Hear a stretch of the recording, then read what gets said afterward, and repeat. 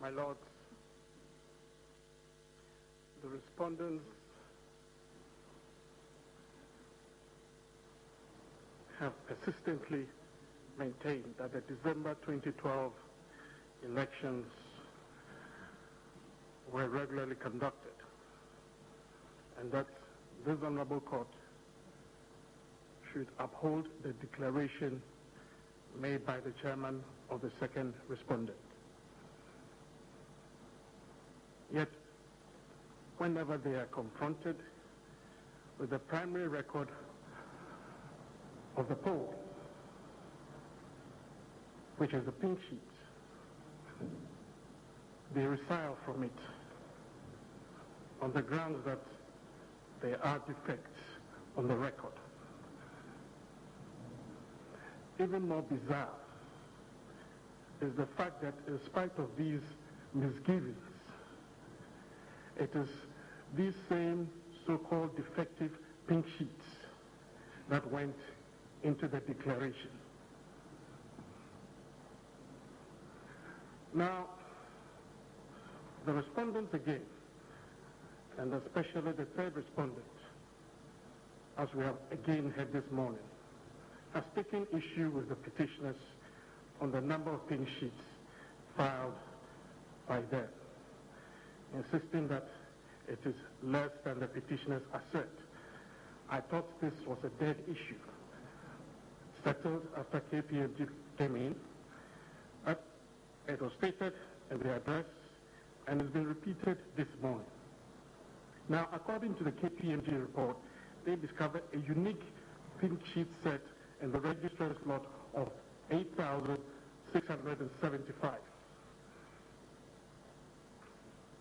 Now, out of the 1,545 which they excluded, upon the order of this court, 1,234 were discovered as unique by the second respondent.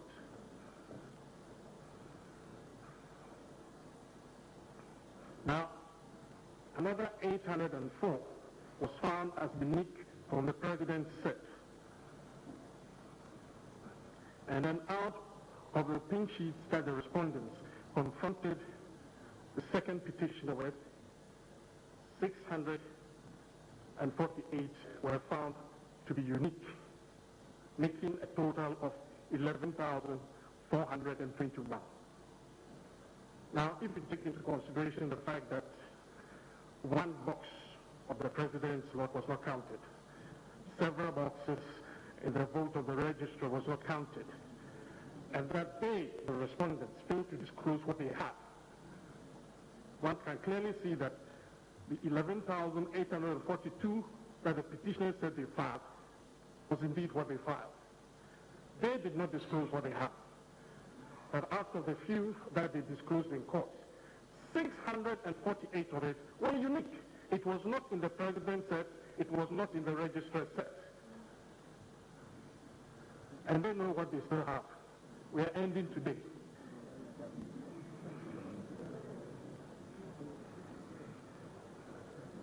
Now, my Lord, at the time the KPMG started their work, the petitioners had voluntarily deleted 704 polling stations and said we're relying on 11,138. So that is even below the 11,041 I have talked about.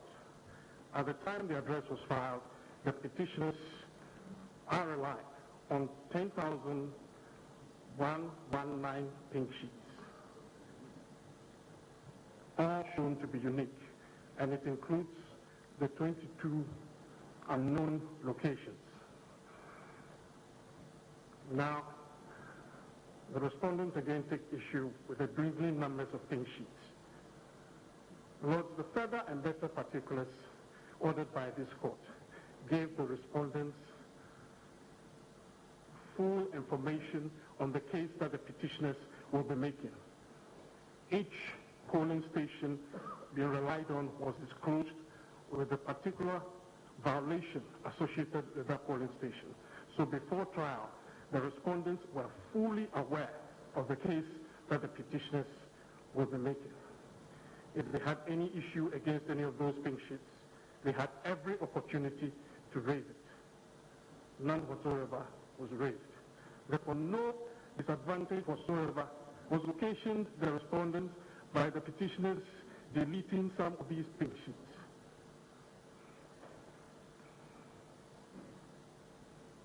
No new pink sheets have been added to those stated by the petitioners in the further and better particulars.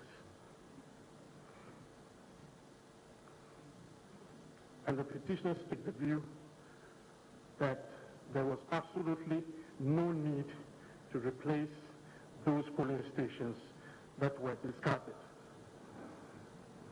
Now, it is important to know that at the declaration of 9th December 2012 by second respondent, or first respondent as winner of the December 2012 presidential race, the first respondent won by a margin of less than 1% of the total votes cast at the election. I said less than 1% of the total vote cast, not total valid votes. Now, the difference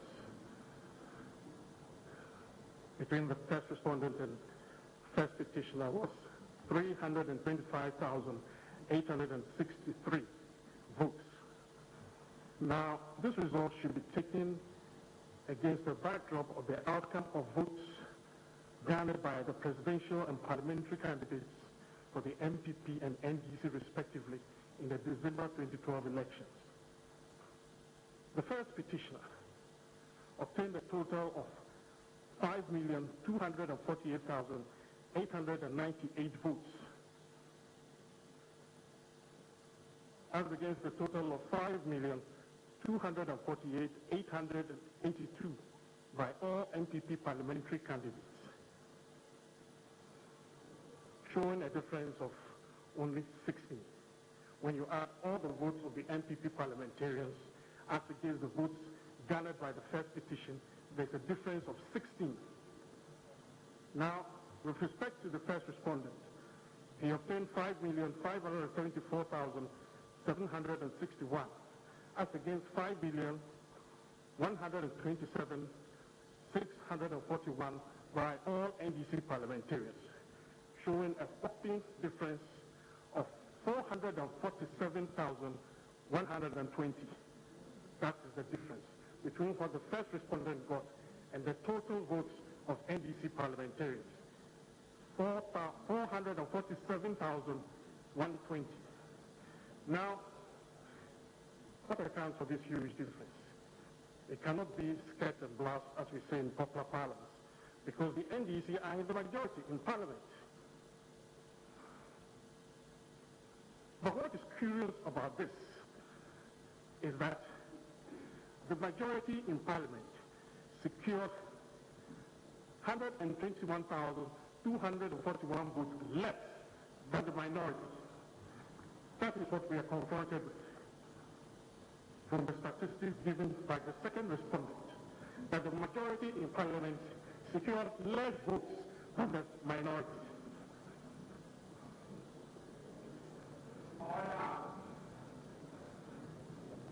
This is curious and undermines the one-man, one-vote principle enshrined in the Constitution. Now, we will take a look at the analysis made. All issues that were raised by respondents in relation to the evidence and analysis by the petitioners have been taken care of by the petitioner's written address. Therefore, there can be no confusion in the pleadings and evidence, as third respondents would like the court to believe. The infractions underpinning the petition are set out in several pages in the written address. I will not bore your lordships with going through all of them, except to say that when all the categories of violations, malpractices, and irregularities are combined in the 10,119 polling stations, the aggregate votes affected is 3,931,339. It is not 5 million. And this includes votes in favor of the first petitioner, which is over 1 million. Now, when the results from these polling stations are announced, the first respondents' total votes will reduce by 2,622,551, resulting in him securing 41.79% of valid votes cast. The first petitioner's total votes will be reduced by 1,233,186, resulting in him securing 56.85% of valid votes cast. And the emphasis is on valid. Now, clearly, these constitutional and statutory violations, malpractices, and irregularities had a material effect on the election results. Now, the respondents say that they challenged some of these pink sheets.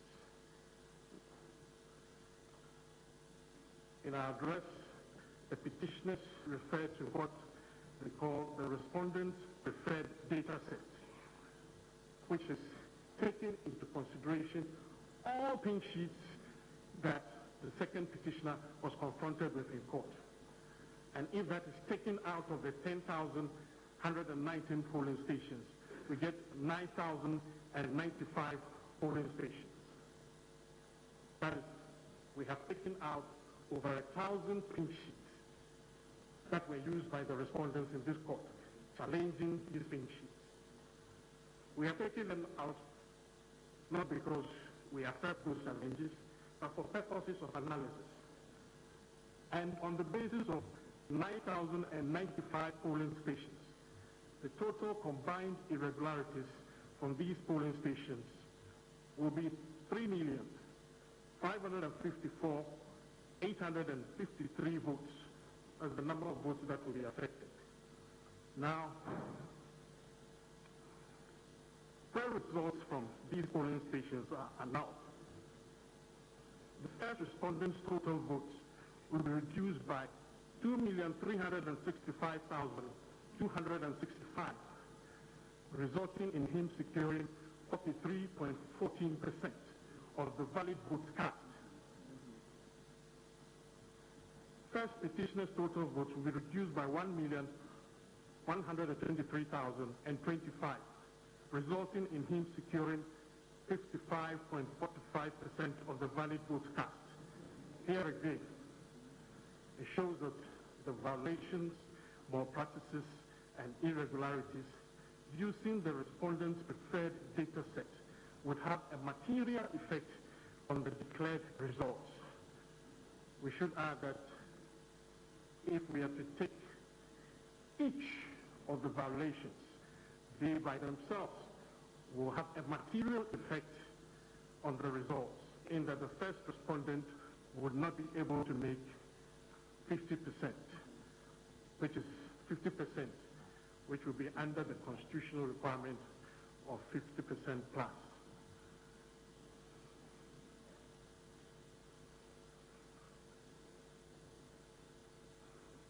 Now, we come to the various infractions. Overvoting. We have devoted so many pages to this in our address. We think that it has been overflowed, except to say that double counting of votes can result in overvoting.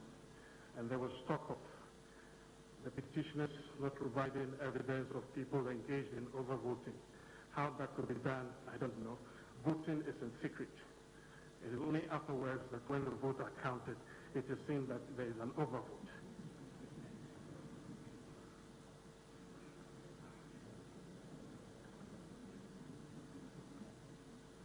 Now, voting about biometric verification.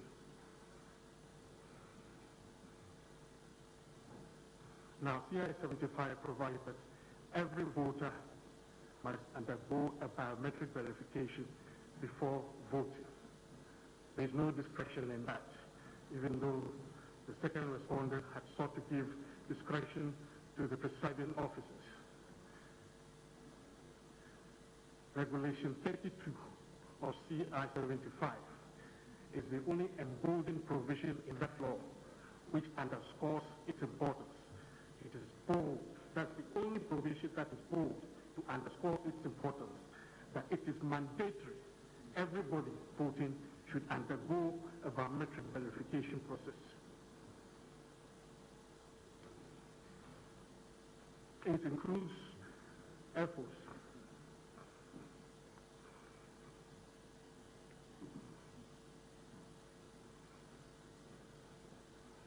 absence of signatures. Again, the respondents have sought to downplay the effect of absence of signatures of presiding officers. This requirement for signature of presiding officers is provided in Article 49 of the Constitution. It is an entrenched provision. And it is the only occasion in which details of voting at elections and referenda are specifically spelled out in the Constitution itself. Now, apart from this provision, all other matters relating to elections are delegated to the second respondent to regulate through the enactment of regulations. Words are not put into provisions for nothing, and even much more so, words are not put into the Constitution for nothing. Shall has always been interpreted as mandatory.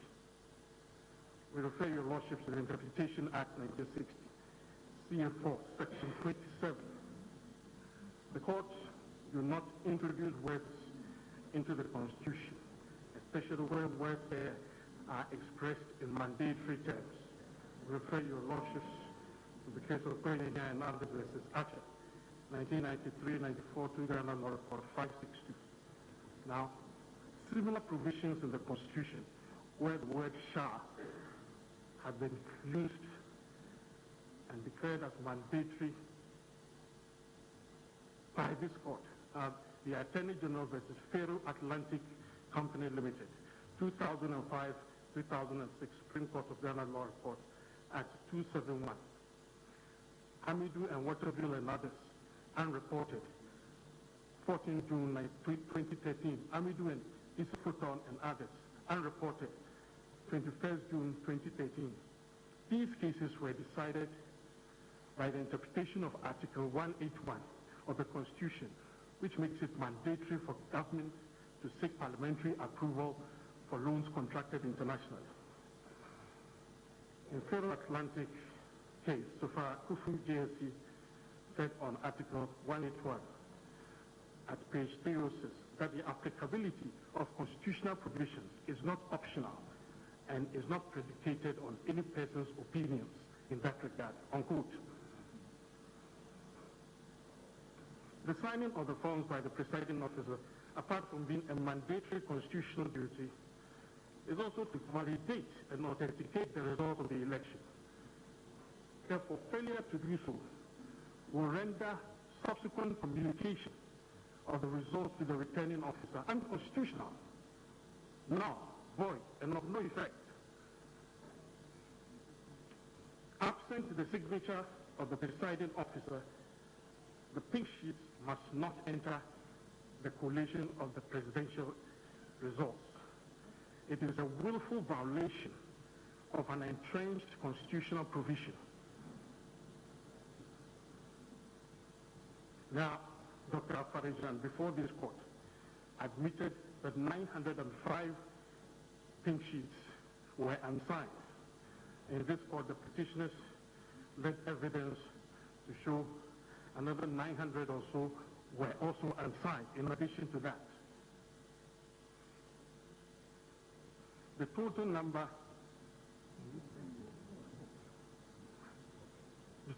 of votes affected by unsigned pink sheets is 659,814.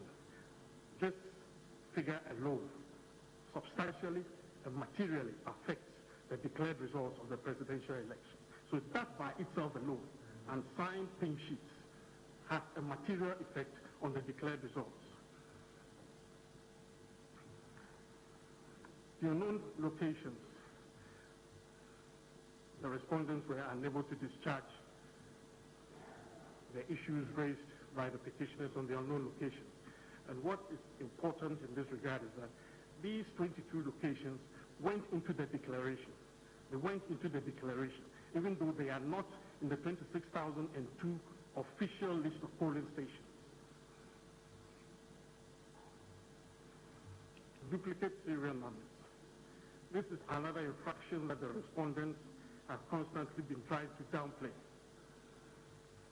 Now, the occurrence of these were facilitated by the printing of two sets of pink sheets, which were the exact replica of each other.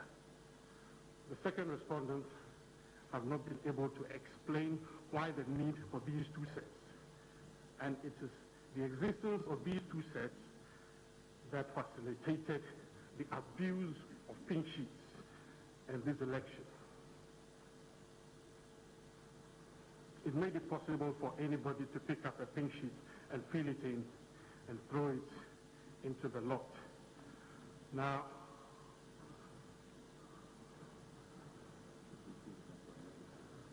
not a word was said by the respondents in respect of issues relating to triplicates and quadruplicates.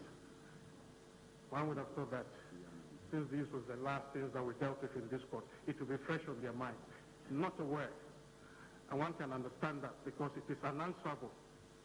These pink sheets that are triplicates and quadruplicates are unanswerable. The serial numbers, which also shows that more than two sets of pink sheets were in fact printed. If anybody has any doubt as to the use or importance of serial numbers, I believe that Dr. Farija's evidence on these matters on the last day clarified completely the abuse to which these pink sheets can be put to with respect to having alternative sets.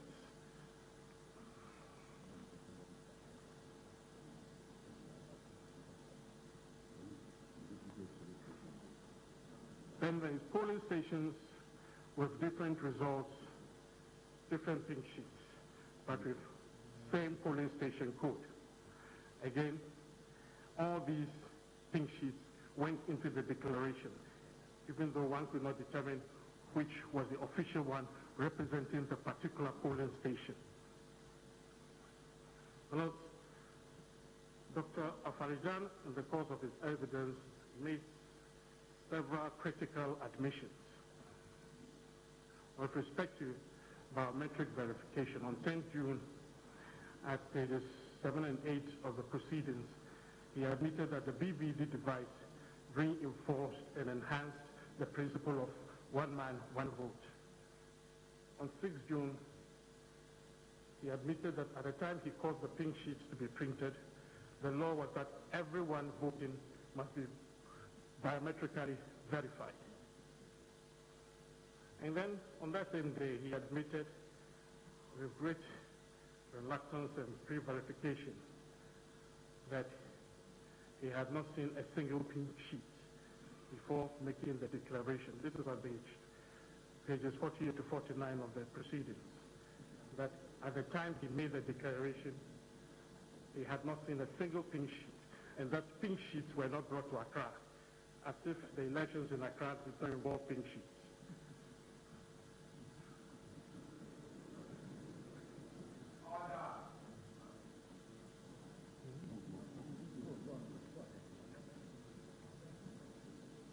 He also admitted that the figure in the column C3 was generated by the election, but could not tell where it should be.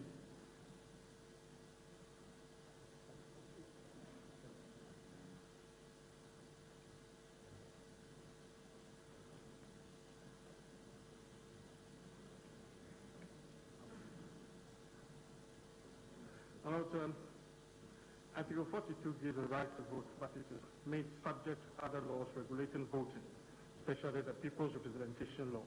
A citizen desirous of voting must first... I'm sorry? 5 more minutes.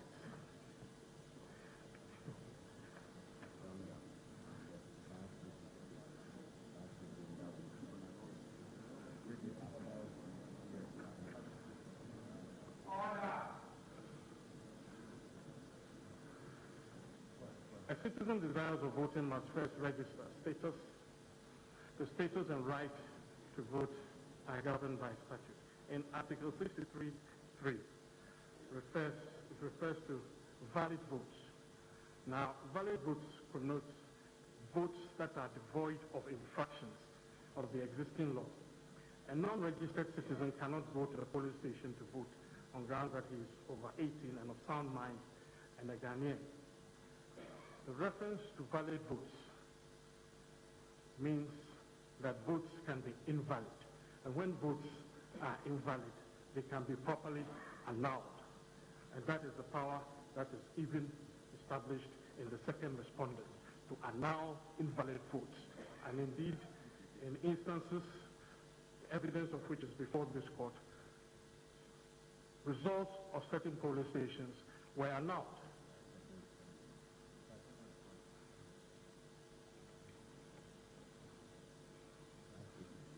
None of the respondents have also relied heavily on the Canadian case of Ted Opides and Boris. It is a case that really is not in their favor. If your lordships come to look at it, you will see that it is a case that is more in favor of the petitioners. And in Canada, there is no fingerprint verification as there is in Ghana here. And in that court said that that was the more effective way of identifying voters. In conclusion, my lords, this honorable court is being asked to perform a judicial function that no court has so far been able to do in Africa, to declare a presidential election outcome invalid and another candidate as validly elected. In Kenya, Zambia, Uganda, Nigeria, and Sierra Leone, presidential election petitions have failed, in a few instances because of technicalities, and in most cases because of lack of numbers necessary to affect the outcome. Thus, even though the alleged infractions may be found, the issue of the infractions having a material, substantial effect on the outcome has usually served as the unsurpassable bogey for most petitioners. But this has been arguably so in similar petitions elsewhere, because so often the gap between the winning candidate and the others was so wide. For example, in Buhari and Obasanjo, the gap was over 10 million votes. And even though there was an annulment of over 1.36 million votes from the home state of Obasanjo, there was still not enough to have a material effect on the election. In this instance, the petitioners have been able to demonstrate by the show of a preponderance of evidence of invalid votes which go to affect the declared results. It has been argued that an election such as that of the president of the country involves a lot of preparations by many actors and is costly, and therefore some violation of the law need not be treated as fatal. Therefore, a repeat of such an election or a change of government so soon thereafter is bound to cost the country more resources. As against these possible arguments, there are considerations of virtues of a free and fair democratic election. If the principles enshrined in our laws, especially the Constitution, are properly observed during a free and fair democratic election, losing candidates and their supporters will surely be satisfied and therefore allow the country to develop peacefully. But if a presidential election is won through fraud, cheating, or through the flouting of the law and the Constitution, dissatisfied candidates and their followers may create instability and disaffection among the population. Allowing candidates license to cheat, even as little as cannot affect results, will render the election exercise a farce or frivolous. Indeed, tolerating cheating and fraud in elections can imply that holding elections itself is not desirable or necessary. Yet proper elections should give legitimacy to winners.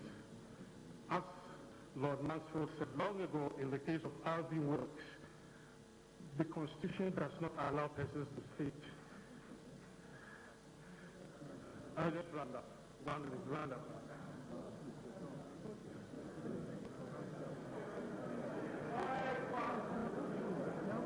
Concluding remarks. Right.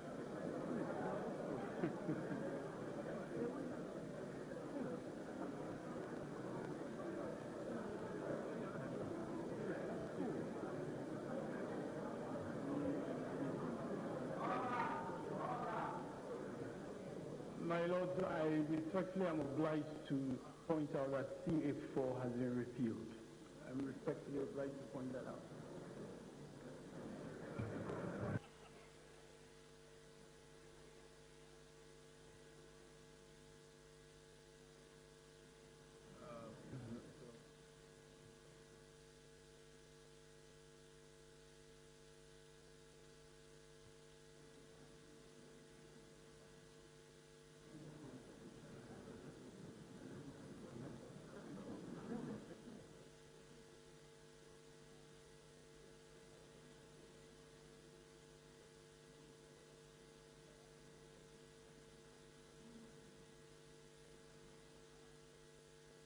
My Lord, I acknowledge that it maintains the same number, CA4.